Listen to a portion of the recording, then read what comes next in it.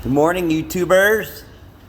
What are we working on today? Well, first things first, in the morning, we got a 14 Traverse with 130,000 miles on it.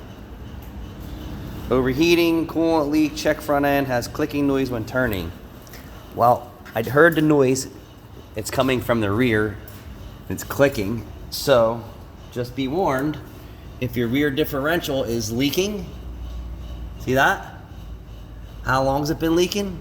Not really sure about that, but it's ran enough low on the fluid that the clutch packs are clunking in the back on turds.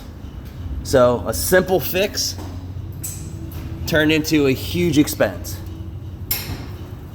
And this, should have been advised to him long ago.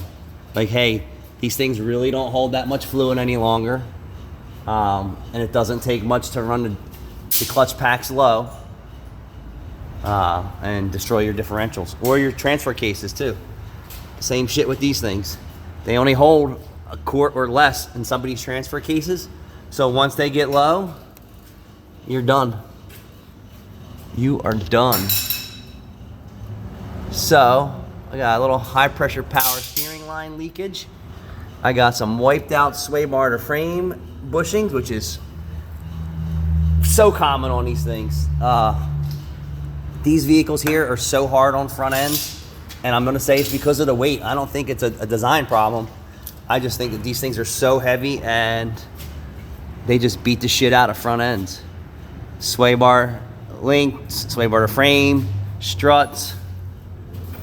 I didn't get into checking the control arms real well. I didn't feel anything. I heard an exhaust leak too, but he didn't notice it. I noticed it. Now I'm looking for coolant.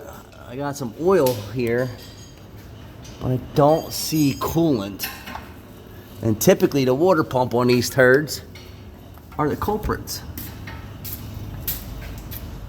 But I'm curious if he's been going to a quick lube prior to this, with hence them not reporting conditions like this every time they're there, or pulling the coolant up the plastics to actually inspect if the the radiator's low, because I don't think on this system you can see it.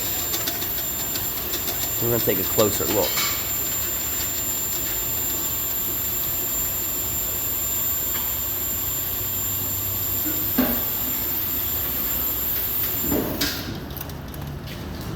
Yeah, so the coolant bottle, coolant here, doesn't tell you what's in the radiator. So this cover needs to come off and further diagnostic is required.